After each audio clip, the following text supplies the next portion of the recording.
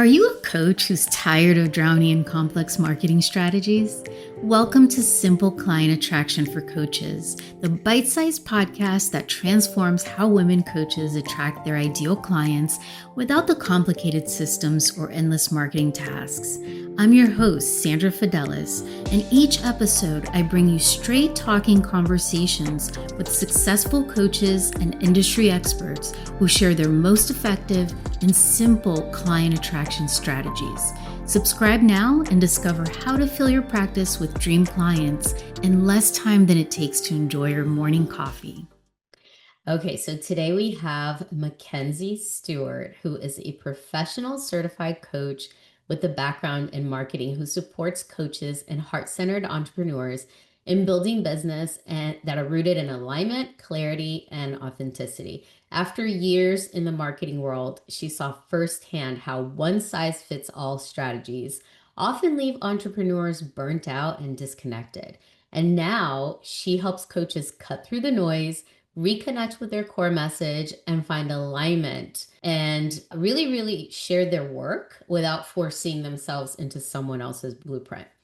So she believes that there's no right way to grow a business, and her approach blends mindset, strategy, and self-trust to help coaches grow with clarity, confidence, and alignment. So we're in for a treat today because she is sharing with us how to have more aligned attraction and find clients without feeling salesy. So welcome, Mackenzie. Thank you. I'm so happy to be here. Thanks, Sandra.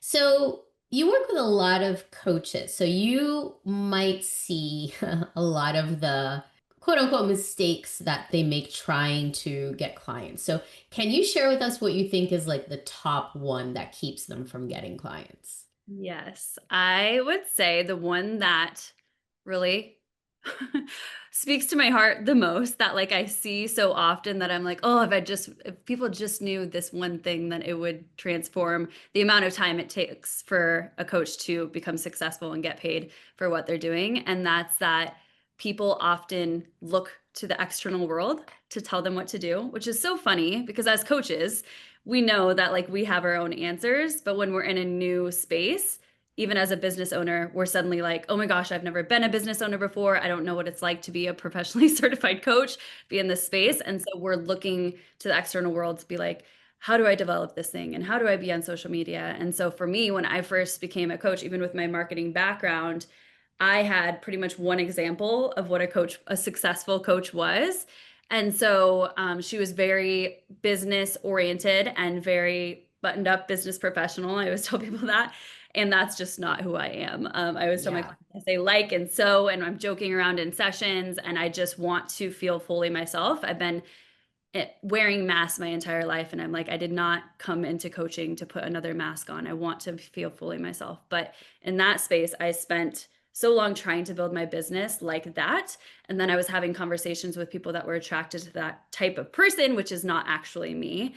And so while I was starting to build my business, it was starting to put me back in the same box that I had when I was in my, business roles. And so for me, it was like taking that off and being like, what do I actually want from my business? Why did I get into this in the first place? And starting from the ground of what is important to me? What do I want my business to look like? And moving forward in that direction, starting within instead of looking to the external world to show me my answers. So I think that goes Mm. as far as building out things such as, are you focused with individuals, groups? Do you really want to do online? And also your marketing of it doesn't only have to be social media. It doesn't only have to be public speaking. Let's find what feels really good and aligned for you and move forward with that direction, even if you're getting all of this external noise from the world. Exactly. So really not trying to copy what someone else's idea of success is for them or their path is to success. Yeah. And it kind of brings me back to a client of mine who one day was like, "Hey, so, are you gonna wear a nice blouse and do your hair and makeup and stuff one day?" I'm like, "No, I got it a corporate so I could wear my hair in a bun and wear yoga pants." Yeah. Right? That's so true. It's like, let's Every not day. forget why we did this. We don't want to wear, Ex- don't want to be like that. Exactly. So that's, what you mean by okay, I'm doing my business my way, right? Yeah. So what does it mean to you to attract clients in a way that really feels good?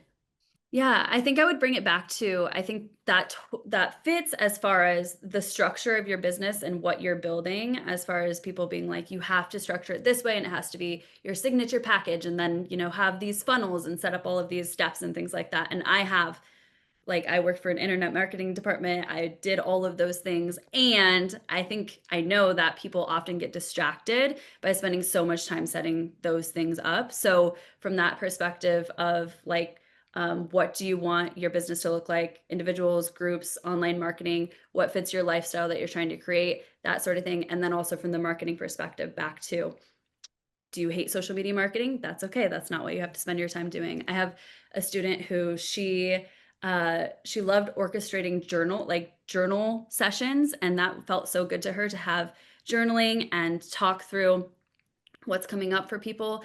And she hated social media, she hated online visibility. And so what she did was she went into a local bookstore and she proposed to have like a journaling class. That's And they were excellent. like, yes. And so then she got to make connections. The bookstore was the ones that promoted it for her. And then she got to be in a space where she was a coach. She was doing exactly what felt aligned for her. She was able to make those connections that eventually turn into, potential clients down the road. So, looking at it from the facet of marketing and making sure that the things you're doing are aligned with you. Because the other thing is, if you're trying to do social media and it feels really misaligned, then you are going to burn out so easily, right? Like you Yep. can't sustain that for years on end, and it's not even like what you want to be doing. So finding something that feels good for you in marketing and getting yourself out there, attracting clients, but then also with your like quote unquote offer suite, right? Like what you're doing, what you're putting out there, that side of things. And then once you're in alignment with like, okay, this is what I want my business to look like, this is how I want to get out there, then when you feel so confident in that, then you're going to start expressing yourself more, and you're going to feel really good about putting yourself out there in the ways that do feel aligned, so that you're not hiding behind the screen or those sort of things. And then with that, you can start throwing things at the wall. You can start being like, okay, for me, I had one of the very first programs I did was self-care for the selfless. So it was this small group where it was nurses and caregivers and people that give so much to other people, and it was a space for them to start giving to themselves. And I got real clear on I wanted to help that specific demographic. And once I knew that, then I could start throwing all of these different methods for getting people into that, with confidence, right? So I was doing like informational interviews and starting to gather information on that specific demographic and their struggles and how I can help. And I started, now my signature September self-care challenge. That was just a free 7-day challenge for people to participate in. So it was like these other forms of support for people, that were free, and getting into conversations around that, because I was so confident in the direction that I was going. I was, in a non-attached way, just throwing different things at the wall to start bringing that specific demographic into the group. to figure out exactly who, who's right for it, exactly what you really want to be focusing on. Yeah. So with that, like once you know what is the like the foundational stuff, like how you want to run your business, what type of business model you want, that is in alignment for you, and then like what is the type of way that you get yourself in front of your ideal client. What's like one simple thing that a coach can do this week to start attracting more clients? Yes. Well, I don't know if it's been recommended on the podcast already, but I always recommend Prosperous Coach, which is very much based on, some things will resonate, some things might not, but very much based on conversations and relationships being what leads to a prosperous coaching business. So, one of the techniques that I tell my clients and a lot of coaches is when I first started, I would track the amount of conversations I had where I mentioned that I was a coach, because that's so anxiety inducing when you're first starting Yes. introducing yourself as a coach. So I would track how often I was having conversations related to coaching. And then I would have another column that tracked the amount of intro sessions I invited people into. The third column was how many intro sessions I actually had. And then the fourth column was how many clients that I got. So tying this back to like the marketing and the business related things, Everything from there, I believe, starts with a conversation. I don't think people will find me online and then, pay thousands of dollars to work with me without ever having a conversation and knowing if we're a good fit. So the Yeah. value of that initial conversation and building the relationship is huge and foundational for your business. And so with that, there's a direct correlation between having conversations, between inviting people to intro sessions, between intro sessions and paid clients. So it should be like a direct correlation. So when I was first starting out, I would track and just see the buildup of that. And that's honestly something when I'm seeing, where am I at, how many clients can I onboard this month? It's like, how many intro sessions am I having? So that is just starting to track how often Mm. you're doing that. You will see a direct correlation in the amount of clients that you're having from those conversations. I love that. I love the tracking of that because that keeps you, focused on what's really important, right? Which is having Right. conversations and maybe not spending hours on Canva doing the thing that is most comfortable to you. It's really the conversations. Yes, exactly, right? Like, not getting distracted by all the shiny things. So Yep.